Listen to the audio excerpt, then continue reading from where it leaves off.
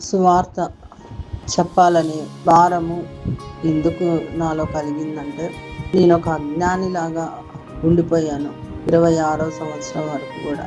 అంటే దేవుడు అనేవాడు శిక్షిస్తాడు, దేవుడు అనేవాడు భయపెడతాడు, దేవుడు అనేవాడు కర్స్ చేస్తాడు, దేవునికి మనుషుల మీద కోపం ఉంటుంది. సో ఆ కోపం నుంచి తప్పించుకోవాలంటే, ఆ కర్సెస్ నుంచి తప్పించుకోవాలంటే, ఆ భయం నుంచి తప్పించుకోవాలంటే, మరి దేవుడు అనే ఒక దాన్ని నేనే క్రియేట్ చేసుకుని, లేదా ఆల్రెడీ క్రియేటెడ్ థింగ్స్, మనుషులతో క్రియేట్ చేయబడిన థింగ్స్, వాటిని రోజు పూజించడం ద్వారా, పూలేసి పూజించడం ద్వారా మరి నేను అండర్గో అయ్యేదాన్ని. మరి దట్ ఈస్ మై ఇగ్నోరెన్స్ అని నాకు అర్థమైన తర్వాత, వై బికాజ్ అంటే I don't know the truth but I'm searching for the truth అని తెలుసు. ఆ ట్రూత్ అనేది ఏంటి అంటే, చాలా మంది ఏమనుకుంటారంటే, పుట్టడం ఒక ట్రూత్ అనుకుంటారు. ఈ లోకంలో తల్లిదండ్రులకు పుట్టడమే ఒక ట్రూత్ అనుకుంటారు. నేను కూడా అలాగే అనుకునేదాన్ని.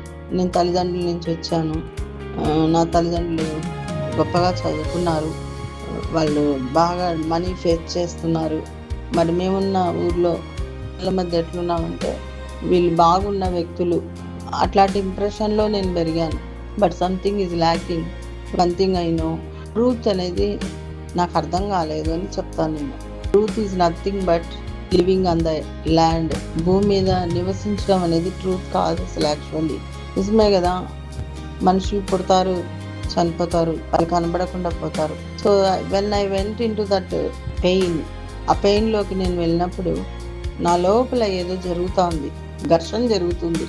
ట్రూత్కి అన్ట్రూత్కి మధ్యలో ఘర్షణ జరుగుతుంది.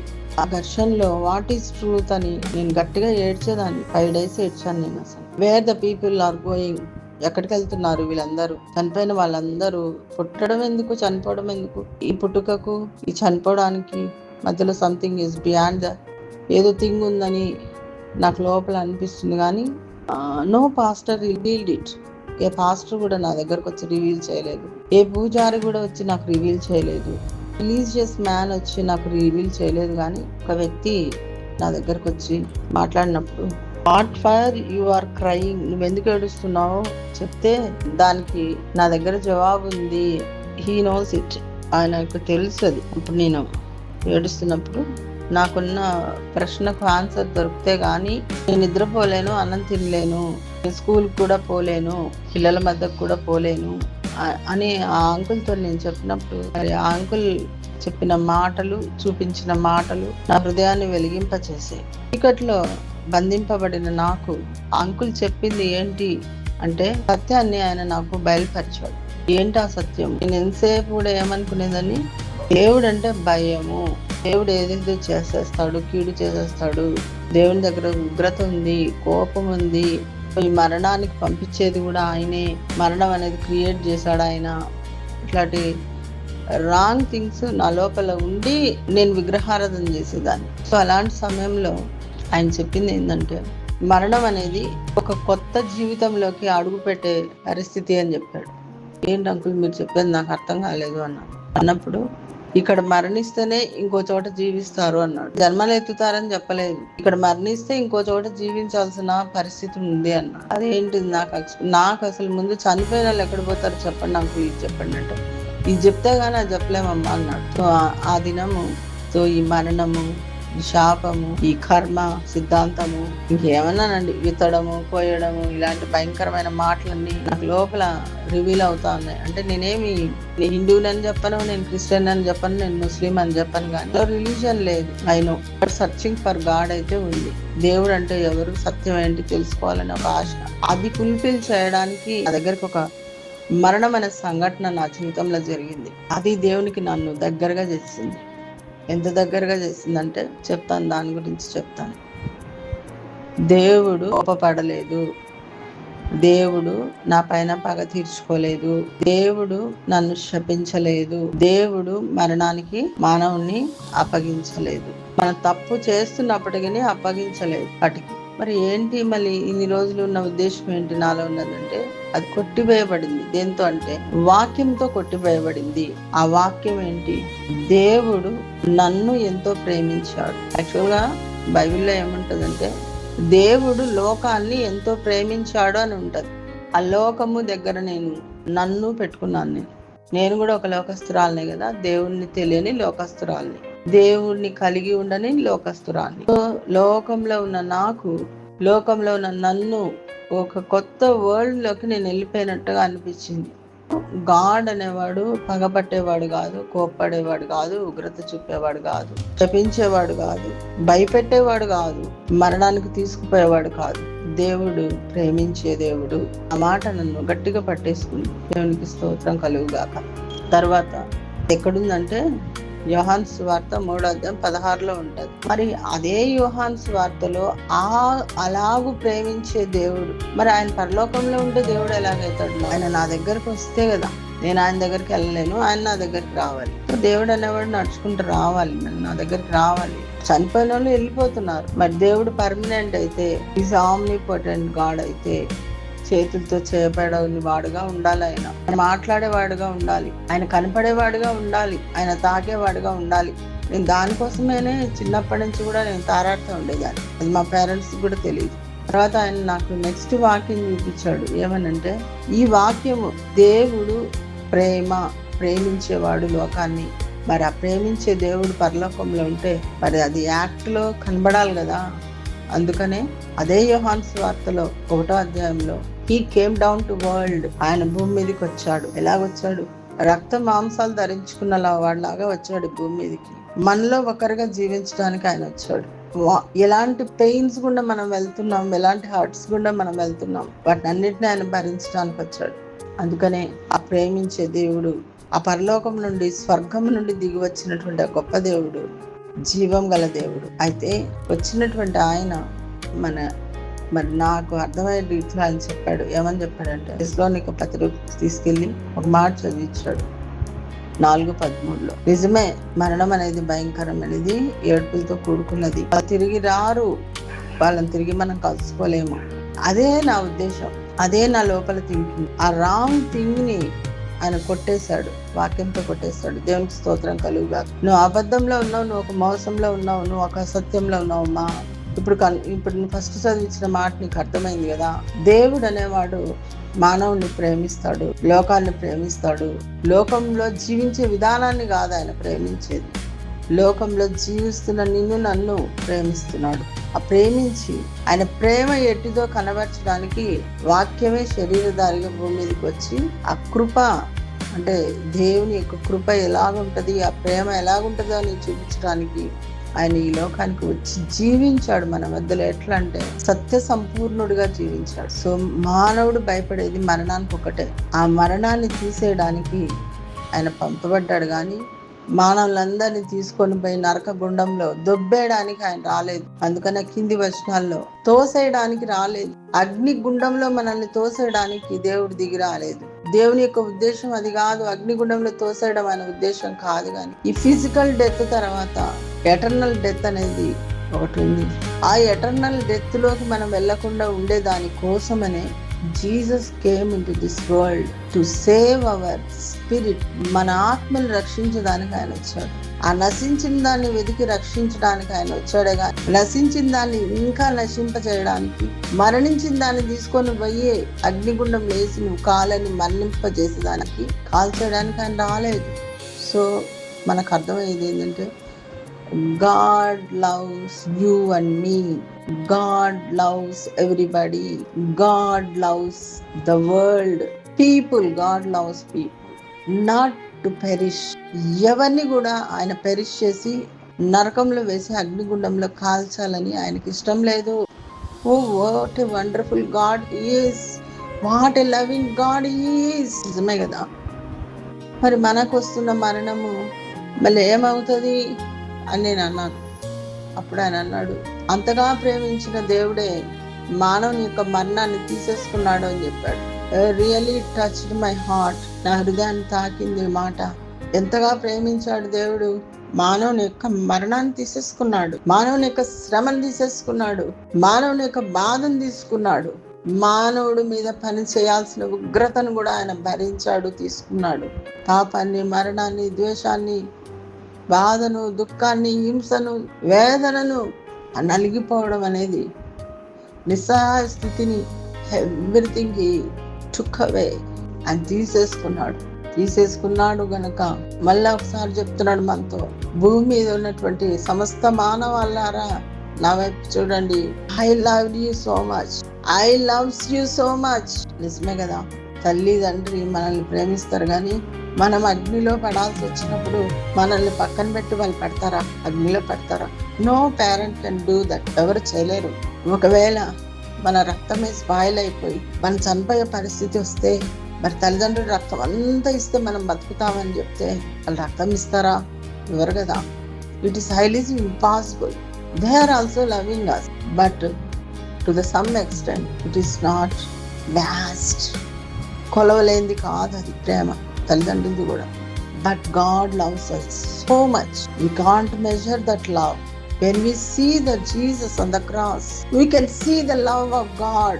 ఆయన ఏమాత్రము మనల్ని శిక్షించడానికి రాలేదు, కానీ ఆ నిత్యాగ్నిలో మరణంనకు అప్పగింపబడకుండాటే ఆయన మరణించాడు. ఆ మరణమును, ఆ కాన్సిక్వెన్సెస్ ని, పాపం ద్వారా వచ్చే కాన్సిక్వెన్సెస్ ని, ఆ భయాన్ని, వాటన్నిటిని, ఇన్సెక్యూరిటీని ఆయన అంతటిని తీసేసుకున్నాడు. వాళ్ళంతా ఆయన తీసేసుకుంటే మానవునికి డెత్ ఎందుకుంది? Man is facing the death. Why? Because నువ్వు నమ్మినట్లయితే ఏమని? దేవుడు లోకాన్ని ప్రేమిస్తున్నాడని నమ్మాలి. మరి మానవుని యొక్క ప్రతి పరిస్థితిని అప్ టు ద డెత్, ఆ మరణం వరకు కూడా ఆయన మనల్ని ఎడబాపలేదు. ఆయన ప్రేమ like that way he loved us, he forgave us. వాళ్ళంతా చేసి ఇఫ్ యూ బిలీవ్ అన్నాడు. ఆ ఇఫ్ యూ బిలీవ్ దగ్గర చాలా మంది ఆగిపోతాం, కానీ దేవుని కృప నన్ను వెంటాడింది. ఆ మాట నేను నమ్మాను కనుకే still I am alive, still I am alive, still I am alive because God loves me so much. ఆయన మరణించి ఆయన తిరిగి సమాధి నుండి లేపబడి మరణము యొక్క బలము తొలగింపబడింది మానవుని మీద. సో మానవులందరూ కూడా మరణానికి భయపడవలసిన అవసరం లేకుండా, మరణం అనేది the gate way to enter in to the Kingdom of haven. ఆ డెత్ అనేది భూమి మీద మనం చనిపోయే విషయం ఏంటంటే ఆ పరలోక ద్వారం దగ్గరికి మనల్ని నడిపిస్తున్నది. దేవునికి స్తోత్రం కలుగుగాక. That is the truth. Where we have to live, where we have to go, that is the major thing. If you believe only, you can go to that place. That is the living place, living eternally. Eternal death is also there. నిత్య మరణం ఉంది, నిత్య జీవము ఉంది. So మానవుని యొక్క decision making మనం ఏం చేయటం లేదు. మరణాన్ని తీసేసుకోవడానికి మనం ఎట్టి కార్యాలు కూడా మనం చేయాల్సిన అవసరం లేదు. చేయడం వల్ల కూడా ప్రయోజనం ఏమీ లేదని మనకు తెలుసు. We are in the blindness. ఏదో చేస్తే ఏదో వస్తుంది, ఏదో నువ్వు నేను చేస్తే ఏదో రాదు. కానీ సృష్టించిన గొప్ప దేవుడే నీకు ఆ ముక్తి మార్గాన్ని ఏర్పాటు చేస్తే ఆ ముక్తి మార్గాన్ని నమ్మడం తప్ప ఇంకా వేరొకటి రక్షణ కాదు. సో దేవుడు మనుషులను తీర్పు తీర్చడానికి ఈ లోకానికి రాలేదు, కానీ మనుషులను ఆ నిత్య అగ్ని నుండి రక్షించడానికి ఆయన వచ్చాడు. ఎలా? ఆయన తీసుకున్నాడు ఆ మరణాన్ని. ఆ మరణంలోకి ఆయన వెళ్ళాడు. ఆ మరణం నుండి జయించాను, బయటకు వచ్చాడు. Do you believe me? I'm loving you. నిన్ను ప్రేమించాను అన్న విషయం మీకు అర్థమైందా అని అడుగుతున్నాడు. God is asking everybody. More than mother, more than father, more than brother, more than sister, more than a friend. He loves you, he loves you, he loves you. Yes Lord, I believe. Yes Lord, I believe you. You are loving me. Can you say that? ఎప్పుడైతే నువ్వు చెప్తావో, నీవు నన్ను ప్రేమించిన విధానాన్ని, సిలువలో ప్రేమించిన విధానాన్ని నేను నమ్ముతున్నానయ్యా, నీవే నా తండ్రివి, నా దేవుడు అని నేను నమ్ముతున్నానని నువ్వు చెప్తావో, నీలో నుండి భయం వెళ్ళిపోతుంది. ఎటువంటి పరిస్థితులైనా నువ్వు భూమి మీద నువ్వు ఎదుర్కొంటావు, ధైర్యంగా నువ్వు నిలబడగలుగుతావు. మరణమును జయించిన వాడు ఎప్పుడైతే నువ్వు నమ్ముతావో ఆయన నీ లోపలికి వస్తాడు. ఆ మరణ భయం నుండి నువ్వు విడిపించబడతావు. This is the gospel what God shared to me. ఆ యొక్క మాటలు నేను విన్నప్పుడు సో ఆ ఎటర్నిటీలోకి నేను ప్రవేశించాలని నాకు ఒక ఆశ కలిగింది. ఆ ఎటర్నిటీలో, లివింగ్ ఎటర్నిటీలోకి, అంటే నన్ను జీవింపచేసే నిత్య జీవంలోకి నేను వెళ్ళాలనిపించింది. నాకు దిస్ ఇస్ ద ట్రూత్ అని అనిపించింది. ఆ దినమే నేను నమ్మాను, ఆ ట్రూత్ నేను పొందుకున్నాను.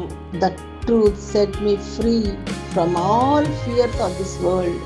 ఈ లోకంలో కలిగి ఉన్న భయాలు, మరణాంతరము, భూమి మీద ఫిజికల్ డెత్ తర్వాత కలిగి ఉన్న భయాలు, వాటన్నిటి నుండి కూడా నేను బయటకు వచ్చేసాను. This is the real gospel. Jesus what he done on the cross. ఏది యేసుక్రీస్తు ప్రభు సిలువ మీద చేశాడో దాన్ని సాక్ష్యంగా చెప్పడమే. ఏది అనుభవించానో, ఏ స్థితి నుండి నేను ఏ స్థితిలోకి నేను వెళ్ళిపోయాను, ఒక డార్క్నెస్ నుంచి ఆ వెలుగులోకి వెళ్ళిపోయాను, ఒక అన్ట్రూత్ నుంచి ట్రూత్ లోకి వెళ్ళిపోయాను, ఒక మరణకరమైన స్థితిలో నుండి సజీవంగా నేను జీవించగలను, మృత్యువుని నేను కూడా జయించగలను. ఆ యొక్క జీవం గల దేవుని వైపు నేను తిరిగినప్పుడు దేవుడు నాకు ఇచ్చింది. డెత్ అంటే నాకు భయం లేదు. ఒకవేళ ఇక్కడ ప్రాణం విడిస్తే నేను ఆ దేవుడి దగ్గర నేను వెళ్ళి జీవిస్తాను. అదే నిత్య జీవం. భూమి మీద ఉన్నంత వరకు నేను భయపడాల్సిన అవసరం లేదు దేనికి కూడా. ఖడ్గమైనను, మరణమైనను, బాధ అయినను, హింస అయినను, ఉపద్రవమైనను, రోగమైనను, పేదరికమైనను, వస్త్రహీనత అయినను నేను భయపడవలసిన అవసరం లేదు. When he is in me, and నా లోపల ఉన్నప్పుడు I receive every provision from him. This is the gospel. He is the all sufficient God who lives in me. He provides what I need. ఇది నమ్మినాను. అదే నేను అందరికీ చెప్తున్నాను. నేను మంచి మాటే చెప్తున్నాను. నేను మంచి వార్తే చెప్తున్నాను. ఇదే నా దేవుడు నా నోట ఉంచిన సువార్త. రండి, ఆ యేసుని గురించి వినండి. ఆయన తీర్పు తీర్చడానికి రాలేదు కానీ, ఆయన శిక్షించడానికి రాలేదు కానీ, ఆయన మనల్ని మరణం నుండి తప్పించడానికి వచ్చాడు. అది నువ్వు నమ్మిన ఎడల నువ్వు మరణాన్ని తప్పించుకో, అనిత్య మరణాన్ని తప్పించుకుంటావు. భూమి మీద కూడా మరణావస్థలు ఉన్నాయి, వాటిల్లో నీవు ధైర్యంగా నిలబడగలుగుతావు. చిరునవ్వుతో ఎందుకు నీ జీవితాన్ని సాగింపజేస్తావు, ధైర్యంతో, నిబ్బరంతో, సహనంతో, ఓర్పుతో. ఇదే జీసస్ ని పొందుకోవడం. So God loves the world. దేవుడు మనల్ని ప్రేమిస్తున్నాడు. The source of the word is this. ఆ వాక్యంలో ఉన్న సారాంశం ఇదే. జీసస్ తీర్పు తీర్చడానికి రాలేదు, జీసస్ శిక్షించడానికి రాలేదు, కానీ మానవుని మీద ఉన్నటువంటి తీర్పు అంతటిని తీసుకోవడానికి ఆయన వచ్చాడు. హల్లెలూయా. ఆ తీర్పు ఆయన మీద పడ్డప్పుడు, మానవాళి యొక్క తీర్పు ఆయన మీద పడ్డప్పుడు ఆయన శిక్షింపబడ్డాడు. మనల్ని శిక్ష నుంచి విడుదల చేశాడు, తీర్పు నుంచి విడుదల చేశాడు. ఆయన మరణించి 3వ దినం వరకు కూడా ఆ పాతాళంలో ఉన్నప్పుడు ఆ తీర్పు కూడా పొందుకొని బయటకు వచ్చాడు సజీవుడుగా. సో మరణము, నిత్య మరణము, ఆ భయం నుండి కూడా మనల్ని విడిపించి విమోచన చేశాడు. సో ఇంత గొప్ప రక్షణను మనం ఎలా వద్దనుకుంటాం కదా, దాన్ని పొందుకొనుటయే నిత్య జీవము. ఆయన యందు విశ్వసించుటయే, యేసుక్రీస్తునందు విశ్వసించుటయే నిత్య జీవము. యేసుక్రీస్తునందు విశ్వాసం ఉంచుటయే రక్షణ. విశ్వాసం ఉంచుట ద్వారా దేవుడి నీతిని పొందుకుంటాం. మనం ఇక జడ్జిమెంట్ లోకి వెళ్ళము, జడ్జిమెంట్ నుంచి విడిపించబడతాం. So we have to thank the Lord how Jesus has loved us, how God loves us. దేవుడు మన తండ్రిగా ఉండాలని ఆయన ఇష్టపడు. Can you accept the divine love of Lord? If you accept the Jesus, you are accepting the Father's love. Father's love, Father's love. Only one God, only one Father, Heavenly Father. He is Jesus who shed blood for us. నీ కొరకు నా కొరకు రక్తము కార్చిన యేసుని చూసి నమ్ముదామా? నీ కొరకు నా కొరకు మరణించిన యేసయ్యను చూసి నమ్ముదామా? నీ కొరకు నా కొరకు మనందరి కొరకు ఆ మరణాన్ని గెలిచి తిరిగి లేచి వచ్చి అవిశ్వాసివి కాక నమ్మి విశ్వసించి రక్షణ పొందని చెప్తున్నాడు. This is the gospel. What the Spirit of the Lord is saying. This is the time to accept the Jesus. యేసును నమ్మటకు ఇది సమయము కాదా? సమయం ఉండగానే అంగీకరించి విశ్వసించి నమ్ము. ఆయన ఒప్పుకో. ఆయన బలవంతం చేయడం లేదు. He gave you freedom. ఆ ఫ్రీడాన్ని కలిగి ఉండి మరి జీసస్ ని నమ్మినప్పుడు, ఆ శిలువ కార్యము, మరణాన్ని, పునరుద్ధానాన్ని నమ్మినం. పాపం ద్వారా వస్తున్నటువంటి జీతం మరణం అయితే మరి నమ్మినప్పుడు జరిగేది ఏంటంటే ఆ యొక్క మరణానికి బదులుగా నిత్య జీవము యేసుక్రీస్తు ద్వారా, మరి ధైర్యము యేసుక్రీస్తు ద్వారా, నెమ్మది యేసుక్రీస్తు ద్వారా, సమాధానం యేసుక్రీస్తు మనకు అనుగ్రహింపబడుతున్నాయి. ఆమేన్.